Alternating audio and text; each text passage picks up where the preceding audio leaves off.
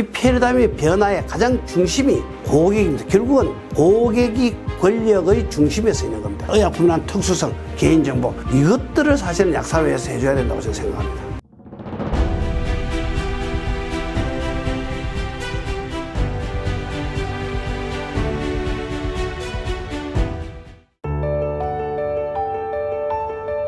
예, 사실 약 배송이라고 표현하기보다는 저는 비대면 투약이라고 표현을 하고 싶습니다. 투약은 환자의 건강 정진이나 예방, 질병 치료 등의 목적으로 약사가 조제해서 사용되는 과정을 투약이라고 이야기를 합니다. 그렇다면은 지금 현지에서는 다 대면으로 투약 과정이 이루어지고 있는데 결국은 비대면 진료 등 미래에는 물론 우리나라를 제외한 선진국에서는 비대면 투약이 이미 법제화되고 사용을 하고 있습니다. 그러면 결국 비대면 투약 과정, 이것도 대면이냐 비대면이냐의 방식이지 하나의 투약 과정으로 본다면은 과연 그 역할을 누가 해야 될 것인가? 전 당연히 약사들이 해야 된다고 저는 생각을 하고 있습니다. 근데 우리나라에서는 배달에 대한 근본적인 반대 때문에 실제 여기에 대한 준비를 전혀 안 하고 있습니다. 이게 많이 안타깝고요. 그래서 그런 과정에서 약국에서 주도한 약국 전용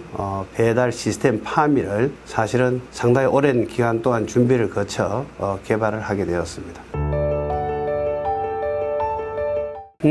실제 내선한 약국이나 이런 내용까지를 다 포함하면은 거의 만 한 3년, 실제 여기에 전념한 시간이 만 한 3년 정도가 되지 않나 생각하고요. 파미만 본다면은 저희들이 작년 11월 달부터 했으니까 약 한 8개월 정도 되었는데 사실 가장 큰 것이 결국 이러한 배송 시스템 구축입니다. 그래서 거기 구축하고 하는데 상당히 많은 시간이 걸린 겁니다. 환자가 이제 두 가지 케이스가 있을 것입니다. 비대면 진료에서 비대면 투약한 고객은 환자가 팩스나 이메일로 약국에다가 보내면은 약국에서 실제 이메일에 온 내용이 요양기관에서 온 건지 아닌지 확인하고 환자가 비대면 투약에 대한 내용들이 확인만 가능하면은 그 환자에게 알림톡이 가도록 되어 있습니다. 알림톡이 가면서 당신은 대상 고객이기 때문에 실제 우리 약국에서 이 약은 조제를 해줄 수 있고 그리고 조제 약값은 얼마고 그리고 집까지 가는 배송의 비용은 3,300원입니다. 라고 결제 요청을 합니다. 그럼 환자가 그 내용을 보고 카드로 결제를 하면은 약국에서 바로 조제를 해서 저희들 배달 시스템에 태우면은 서울, 경기도 이로는 저희들이 오후 2시까지만 약국에 조제를 해놓으면은 그날 저녁까지 당일 배송을 원칙으로 하고 있고 나머지에 대한 내용들은 저희들이 물류 시스템에서 우체국 택배를 통해 가지고 지방, 산간 지방이나 이런 데는 이길날 배달하는 시스템을 지금 현재 운영을 하고 있습니다. 지금까지는 저희들도 픽업 서비스를 앱을 설치해서 사진을 찍어서 보내도록 이렇게 되어 있었는데 이게 환자가 굉장히 불편합니다. 보내는 당사자가 환자여야 되고 그래서 저희들이 이번에는 파미를 만들면서 범용성으로 만들었습니다. 앱을 가입하지 않고 즉 환자가 키오스크를 통해서 처방전이 오면은 환자에게 등록이 되어 있는 전화번호를 통해서 환자에게 실제 알림톡을 가도록 되어 있습니다. 그 알림톡 속에 모든 약값이나 결제 내역 이런 것들을 처리할 수 있도록 담았고요. 그렇게 처리하면은 바로 알림톡을 통해서 조제를 언제까지 한다고 알려줌으로 해서 환자는 약국에 그 시간에 맞춰서 약국에 오셔서 보약 지도받고 약만 받아가시면 됩니다. 결국은 비용 부담은 소비자가 비용 부담을 해야 되고요. 저희들이 이걸 위해서 설문조사도 하고 굉장히 많이 했는데요. 거의 고객이 70% 정도가 금액이 3,500원 정도 되면은 나는 배달을 의뢰하겠다고 설문조사가 나왔습니다. 그래서 이 문제 때문에 굉장히 많은 고민을 했고요. 그래서 결국 고객이 요청할 경우에는 당연히 고객이 부담을 앞으로도 아마 그렇게 될 겁니다. 그래서 약국이 이를 들어주기 위해서 저희들은 고객이 모든 주소나 송장이나 내용을 다 기재하도록 하고 금액을 송금하도록 되어 있습니다. 저희들 시스템에서는. 물론 약국에 의해서 필요 보낼 때는 약국에서 그걸 입력을 합니다만은 고객의 요청에 의해서 할 때는 고객이 전부 기재를 하도록 되어 있습니다. 시장 조사를 한 결과 3,500원이라는 적정한 금액이 나왔기 때문에 저희들이 그 금액 이하로 한다고 그 시스템 구축하는데도 저희들 실무자들 애를 많이 먹었는데요. 그래서 실제 고객이 부담하는 금액은 3,000원에 부가세 300원 포함해서 300원을 부과하도록 되어 있고요. 약국에서는 사실은 고객이 300원의 부가세를 포함하기 때문에 저희들이 3,000원에 배달해 준다라고 이렇게 홍보를 하고 있습니다. 저희들은 의약품이라는 내용 때문에 개봉을 못하도록 시를 붙이도록 되어 있습니다. 시를 붙여서 환자가 개봉하면은 시를 보고 개봉 여부를 확인할 수 있도록 되어 있고요. 가난 아파트 내에 그렇게 드려서 연락을 하고 없으면 아파트에서 해서 사진을 찍어서 환자나 저희들한테 오도록 이렇게 되어 있습니다. 환자의 개인정보 보호가 될 수 있도록 저희들이 하고 있습니다. 지금 키오스크로 오는 고객들은 환자가 방문을 해야 됩니다, 사실은. 키오스크라는 거는 조제 내역서가 내가 처방전이 전혀 아니기 때문에 그냥 처방 내역서만 보내주거든, 미리 보내줍니다. 조제를 미리 하라고 약국에서 이제 그걸 보내주고 있는데요. 실제 많은 약국에서 이것을 조제했더니 저희들 조사를 해보니까 노쇼율이 최상 5% 정도가 노쇼가 생깁니다. 100명 정도가 오면은 조제를 해놓으면 5명 정도가 오지 않는다는 겁니다. 그래서 일반 약국에서 키오스크로 오더라도 사실은 조제를 안 해놓는 약국들이 굉장히 많습니다. 약국에 조사를 해보시면. 그래서 저희들이 키오스크로 오면은 키오스크로 온 내용을 고객에게 알림톡을 보내서 이러이러한 내용이 접수되었고 이러한 내용들은 현재 약값이 얼마다 그래서 미리 결제를 하게 함으로써 노쇼를 줄여주자는 차원이었습니다. 그래서 실제 그걸 했더니 약국에 이용했더니 원래 저희들은 사실은 이러한 내용은 패러다임 형태가 지금 사용 형태가 바뀌는 건데 의외로 깜짝 놀란 건 저희들이 지금 현재 한 달 동안 운영을 해봤는데 평균 6% 정도의 고객이 사실은 그렇게 결제를 하고 오더라는 겁니다. 그래서 이 습관이 굉장히 빠르게 바꿀 수 있겠다 이렇게 생각하고 상당히 고무적이라 생각하고 그러면 약국에서도 그 일이 굉장히 준다고 생각합니다. 그렇게 하면 고객들은 약국에 접수라는 업무가 전혀 필요가 없어집니다. 처방전을 들고 오면은 그리고 저희들이 보낼 때 정확하게 조제되는 시간을 예측 시간을 보내줍니다. 결제를 하면은 정확하게 9시 1분에 결제가 되면은 그걸 보고 조회실에서 15분 뒤 같으면 9시 16분까지 조제가 되니까 9시 16분 이후에 방문해 주시면은 약이 조제되어서 드릴 수 있습니다라고 안내를 해주기 때문에 고객은 그 시간 동안에 사실은 자기 시간을 활용할 수 있을 뿐더러 와서 바로 처방전 내고 보약지도 받고 바로 가니까 약국에 접수라는 사실은 그러한 과정이 생략됨으로 인해서 약국의 운영에도 상당히 시스템 상에도 상당히 운영이 수월하게 되고 약국에서도 노쇼도 예방하고 고객도 대기한 시간이 없이 와서 바로 갖고 갈 수 있는 이러한 내용인데 실제 저희들이 운영해 보니까 6%라는 수치는 저희들이 예상했는 수치보다 굉장히 뛰어넘는 수치여서 굉장히 고무적입니다. 지금 현재 정부에서 약 배송에 관련되는 내용들은 비대면 진료 후에 예외 조항을 뒀습니다. 작년 11월 15일부로 우리가 상간벽지, 섬상간벽지나 그리고 우리가 이야기하는 장기 노인 요양 환자라든지 또 전염 환자, 장애인 이런 예외 조항의 환자에게는 배달이 허용되도록 되어 있습니다. 정부에서 공식적으로 작년 11월 15일부터 허용이 되어 있고요. 그래서 그때부터 사실은 허용되어 있는 고객들을 대상으로 현재 배달이 이루어질 수 있도록 약국 주도의 배달이 이루어질 수 있도록 저랬습니다. 그래서 이것을 제일 처음 개발할 때 가장 큰 특징이 이 고객이 보낸 처방전이 정말 의료기관에서 보내는지 안 보내는지 나아가서는 이 고객이 정부에서 이야기하는 5가지의 예외조항 환자인지 아닌지를 저희들 시스템 상에서 검토해서 이거는 요양기관에서 보낸 거고 그리고 이 고객은 정부에서 예외조항이 5개 조항에 예외조항의 고객이라는 것을 시스템 내에서 다 알 수 있도록 해놓고요. 그래서 약국에서는 이 시스템만 이용하면은 이 고객이 처방전이 의료기관에서 왔는지 나아가서 대상이 정부에서 이야기하는 5개의 예외조항 대상인지 이걸 다 체크하고 바로 환자에게 약에 대한 조제 여부를 회신해주고 결제가 오면은 저희들 배송 파미 시스템을 통해서 배달해주는 일련의 원스톱 시스템으로 다 확인할 수 있도록 그렇게 이 시스템을 구축했습니다. 이 부분 때문에도 사실은 저희들이 개발에 상당히 애로사항이 많은데요. 복지부에다가 실제 정확한 보약 지도가, 대면 보약 지도가 끝나고 난 뒤에 고객이 원할 때 이것을 집까지 배송해 줄 수 있는지 여부를 저희들이 질의를 했는데 그 부분에 대한 문제는 문제가 없다라고 복지부에서 정확하게 저희들이 유권 해석을 받아서 실제 고객들이 제일 많은 것들이 뭐 잘 아시다시피 우리 영양제 앵커버 같은 경우입니다. 너무 부피가 무겁거나 무게가 무거운 것들은 고객이 들고 가지 못하니까 이 부분들은 집으로 배송 의뢰를 하는 케이스들이 굉장히 많습니다. 이게 특히 뭐 연세 드신 분들이기 때문에 그래서 이런 부분에 대한 내용들이 명확하게 약국에 방문한 고객들이 요청을 할 시에는 지하까지 배송을 의약품을 배송을 해줘도 전혀 문제가 없다는 유권 해석에 따라서 이것을 현 실제 약국에서 배송이 이루어지고 있는 부분까지를 저희들이 다 담아서 시스템을 개발했습니다. 그래서 이거 뭐 무거운 것도 있지만은 특히 또 어떤 케이스가 아니면 약국에서 약이 부족하다든지 제일 많은 것들이 보호자가 왔는데 부모님들이 지방에 계시는 케이스입니다. 그때는 약을 타가지고 가셔서 우체국이나 이런 데 가서 약을 택배를 붙였는데 그런 고객들에게 약국에서 바로 보내줄 수 있도록 그렇게 시스템을 이번에 구축한 겁니다.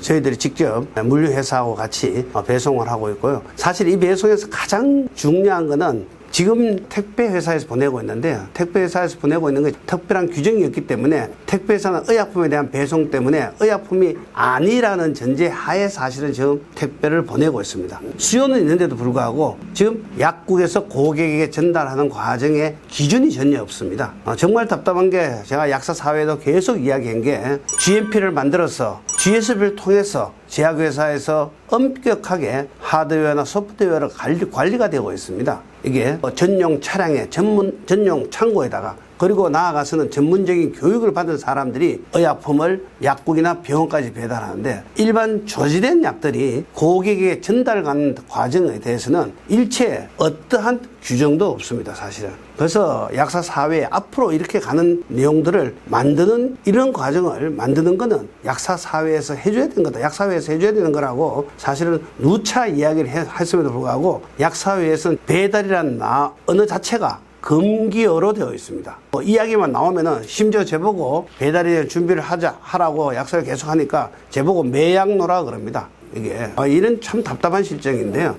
이러한 배달에 관련되는 내용들을 기준을 정하고 고객이 가장 안전하게 정확하게 그리고 신속하게 개인정보 보호가 되도록 받을 수 있는 이러한 기준을 만들어줘야 된다고 저는 생각합니다. 저희들이 그래서 최초로 약국 전용 배송 서비스라고 이야기를 했던 이유가 저희들이 처음으로 의약품에 대한 약국에서 고객에게만 가는 배달 시스템을 구축했기 때문에 저희들이 약국 전용 배달 서비스라는 명칭을 붙였습니다.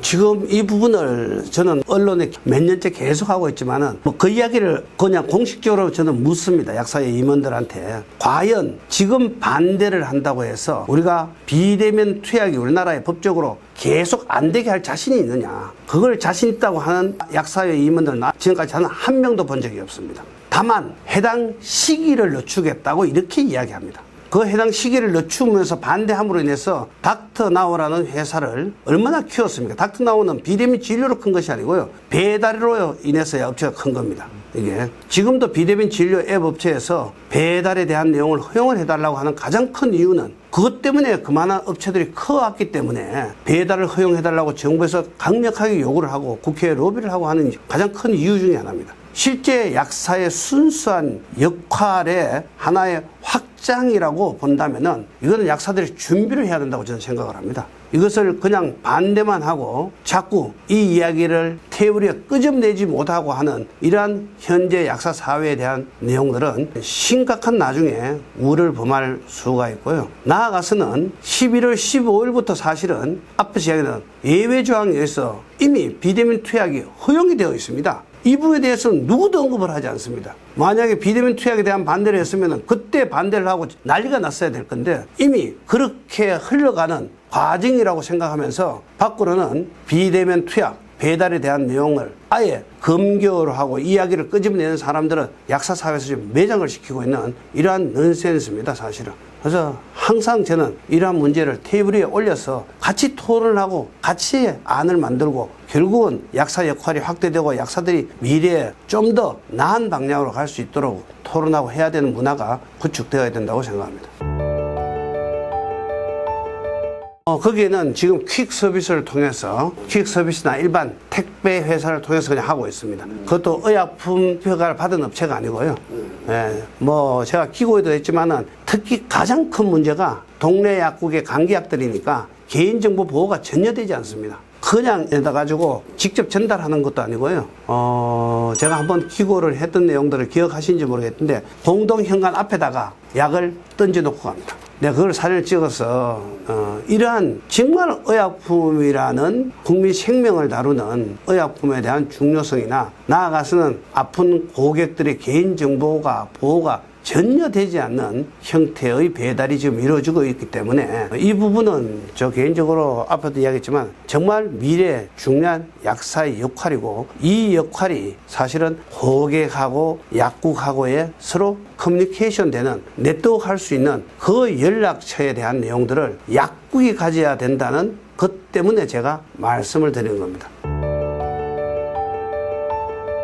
예, 일본 같은 경우에는 지하철 픽업부터 시작해서 약국에다가 컨테이너 박스를 해서 가져갈 수 있도록 해놓은, 또는 지방 같은 경우에는 개인 택시를 이용해서 집까지 약을 배달해주는 등등의 내용이 되어 있고, 실제 미국 같은 경우에도 대면 진료 후 비대면 투약을 받는 고객 거의 30%에 육박한다고 듣고 있습니다. 굉장히 확대되고 있습니다. 즉 고객들이 그걸 원하는 거죠. 실제 미국이나 일본은 잘 아시다시피 약국에서의 역할들이 많은 역할들을 하고 있음에도 불구하고 고객은 비대면 투약을 받기를 원합니다. 그러니까 실제 비대면 투약 이후에 환자를 케어하는 것은 결국은 디지털을 이용해서 환자를 케어할 수뿐이 없는 내용들이고요. 실제 우리나라에서는 뭐 좀 부끄러운 이야기만은 우리나라는 지금 현재 크게 약사들의 역할이 일반의약품 판매, 조제, 복약 지도 외에는 큰 역할이 없습니다. 이러한 상황에서 그냥 배달이 그냥 허용된다고 하면은 가장 염려스러운 중국 형태의 약업 환경이 구축될까, 그것이 가장 두렵습니다.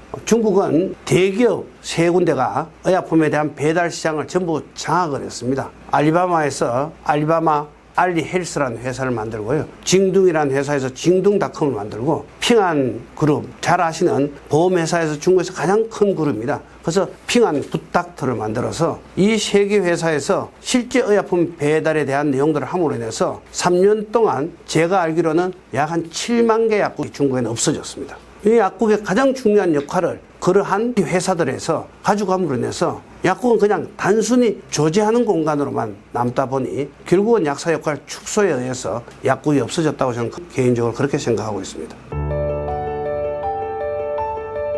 일본 같은 경우에는 사실 약 배달이 됨에도 불구하고 일본 약사들의 약국에 신뢰 의존성 때문에 배달을 하는 고객들의 숫자가 크게 증가하지를 않았습니다. 좀 특이한 경우인데, 저희들 나라 같은 경우에는 코로나 때 보셨다시피 사실은 의약품 배달이 허용되면은 저희들 설문조사에서도 약 한 70%의 고객이 배달을 받겠다라고 나왔었습니다. 이 설문조사와 마찬가지로 고객이 요구가 결국은 배달을 받는 쪽으로, 집에서 약을 받는 쪽으로 가는 방향으로 앞으로 계속 확대되지 않을까, 개인적으로는 그렇게 생각하고 있습니다. 우리가 4차 산업혁명 이런 의미가 사실은 굉장히 중요한 것들의 변화가 두 가지가 있습니다. 하나는 사실은 우리가 이야기하는 패러다임 시프트가 표준이 바뀌는 겁니다. 디지털에 의해서. 길거리 가다가 손 들고 택시 잡는 게 아니고 카카오 앱이라는 걸 통해서 택시를 다 불러서 이용하는 이러한 패러다임이 변화되는 거거든요. 이 패러다임의 변화의 가장 중심이 고객입니다. 결국은 고객이 권력의 중심에 서 있는 겁니다. 지금까지는 공급자나 정부가 제도를 주관해서 갔었는데, 앞으로는 이러한 소비자가 권력의 중심에, 소비자가 요구하기 때문에 제일 중요한 것은 그 내용입니다.